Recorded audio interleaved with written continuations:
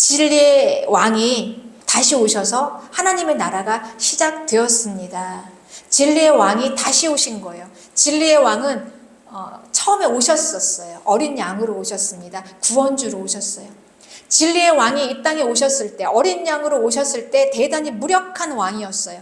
너무나 연약하고 힘이 없어서 십자가에서 그냥 죽은 왕, 이렇게 생각하는 거예요. 그 왕은 사흘 후에 부활해서 다시 살아났지만 많은 사람들의 기억 속에 그 왕은 그 살아난 능력보다 십자가에 죽은 그 죽음이 너무 크게 와닿기 때문에 무력한 왕, 무능한 왕. 그래서 예수님은 그냥 힘없고 무능한 자, 이렇게 생각하는 거죠.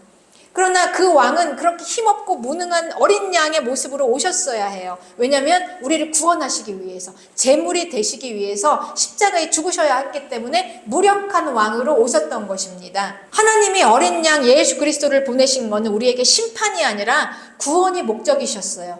구원이 목적이셨기 때문에 어린 양의 모습으로 온 거예요.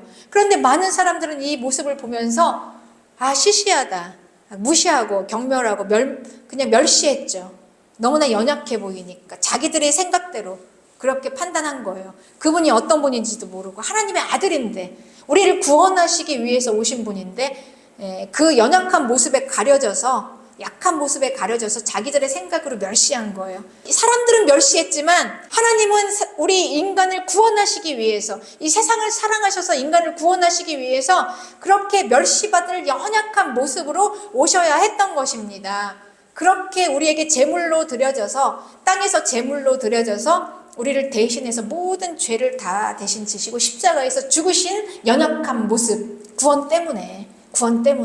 요한복음 3장 16절에는 하나님이 세상을 이처럼 사랑하사 독생자를 주셨으니 이는 그를 믿는 자마다 멸망하지 않고 영생을 얻게 하려 하심이라. 그래서 하나님의 아들이 그렇게 연약하고 약하고 멸시받을 모습으로 오신 거예요.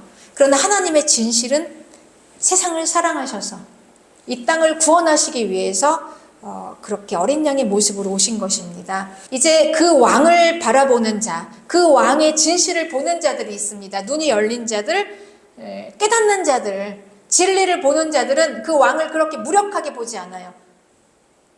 그 왕은 하나님의 아들이구나. 그리고 그 왕을 무력하게 보지 않고 하나님의 아들로 제대로 볼 수 있는 자들은 그 십자가 밑에서 엄청난 감동과 그 사랑으로 눈물을 흘립니다. 어찌 하나님의 아들, 그 높고 귀하신 분이, 어찌 그 존귀하신 분이 이렇게 멸시받을 모습으로 이 땅에 오셨을까? 정말 이해할 수 없는 모습으로 이 땅에 오셔서 죽임당하신 그분이 하나님의 아들이셨다니. 그리고 급기야는 이제 그 왕은, 하나님의 아들은 심판주로 오시는 거예요. 백마를 탄 만왕의 왕으로 다시 오십니다. 다시 오셔서 완전히 이 땅을 그냥 거짓을 다 멸망시키고 짐승과 거짓 선지자를 이 지옥불로 던져지는 이 아마겟돈 전쟁의 승리로 이끄는 심판주로 오시는 거예요. 다시 오시는 예수 그리스도. 우리는 이 예수 그리스도를 기다리는 것입니다. 믿음으로. 우리는 그 이름을 믿는 자들이에요. 그 이름을 믿습니다. 그분이 비록 십자가에서 연약하고 멸시받을 모습으로 오셨을지라도 그분이 하나님이신 것을 보는 거예요. 그리고 압니다. 깨달았어요. 그래서 그 예수 그리스도의 이름을 믿어요. 그분의 구원자 예수 그리스도. 그래서 이 믿는 자들은 구원을 받고 믿지 않는 자들의 심판을 당하게 되는 것입니다. 그러니 이 심판주는 그 이름을 믿는 자들을 구원하시는 거예요. 그리고 심판주는 누구를 심판하십니까? 그 이름을 믿지 않는 자들을 심판하시는 거예요. 다시 오시는 심판주 예수 그리스도 만왕의 왕께서는 내가 먼저 구원하기 위해서, 내가 먼저 왔는데, 구원자로 와서 이 땅을, 하나님이 세상을 사랑하셔서 이 세상을 구원하시려고 어린 양을 보내셔서 이 구원자로 이 땅에 왔는데 그 구원자를 믿지 않다니 정말 하나님이 얼마나 애통할 일입니까? 하나님이 죽으시고 목숨을 다 버리시면서까지 이 땅에서 십자가에서 그렇게 처참한 죽음을 당하시면서까지 구원하시기 위해서 죽으셨는데 그 이름을 믿지 않아요. 그걸 심판하시는 것입니다. 하나님의 심판은 확실합니다. 무엇을 심판하시나?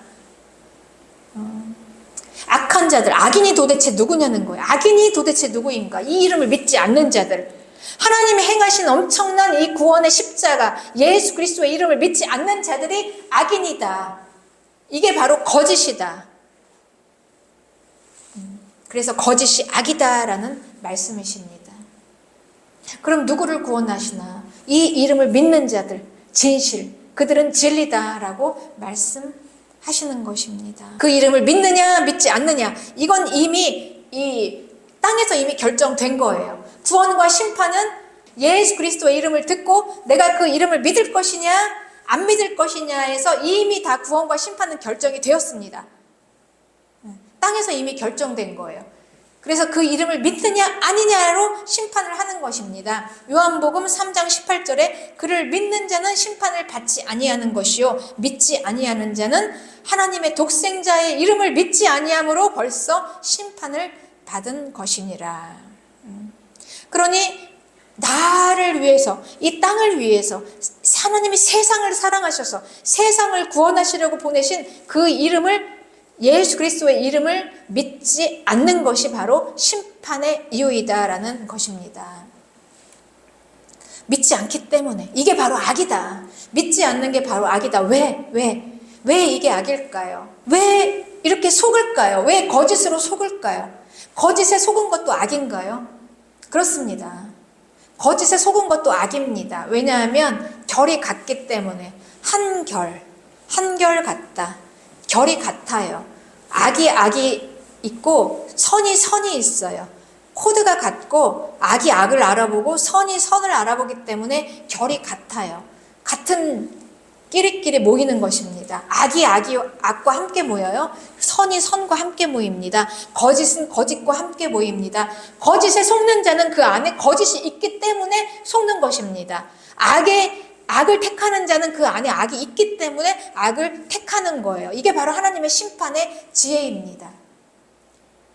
그래서 속았다고 그리고 거짓을 택했다고 억울한 게 아니라 그 안에는 거짓이 있다. 그 안에는 악이 있다라는 것입니다. 요한복음 3장 18절에 그 정죄는 이것이니 곧 빛이 세상에 왔으되 사람들이 자기 행위가 악함으로 빛보다 어둠을 더 사랑했다. 네. 자기가 행위가 악하니까, 악한 자이기 때문에 어둠을 더 사랑해서 어둠을 선택한 것이다. 그래서 이 심판의 지혜, 이 이름은 충신과 진실입니다. 하나님의 말씀입니다. 진리를 믿지 않는, 그 이름을 믿지 않는, 그러니 진리로 깨어나지 못하는 자가 바로 심판을 당합니다. 이들은 거짓에 미혹된 자이며 같은 한 결로 거짓이 있는 자들, 악한 자들이 바로 거짓에 미혹을 당하고 그리고 악을 선택해서 급기야 그 이름을 믿지 않게 된다라는 것입니다. 그 이름을 믿는 자와 그리고 믿지 않는 자로 가르시는 이 심판이 바로 하나님의 심판입니다. 그러니 하나님의 심판이 얼마나 정당한가. 악인과 선인을 정말 정확하게 갈라내는 심판인 것입니다. 내 안에 악이 있으면 악을 선택하게 되고 내 안에 선이 있으면 선을 선택하게 되는 완전한 하나님의 공의의 심판입니다. 진리를 알고 진리로 깨어나는 자가 반드시 구원받게 된다라는 하나님의 공의의 심판. 진리로 깨어나서 구원으로 나오시기를 주님의 이름으로 축복합니다.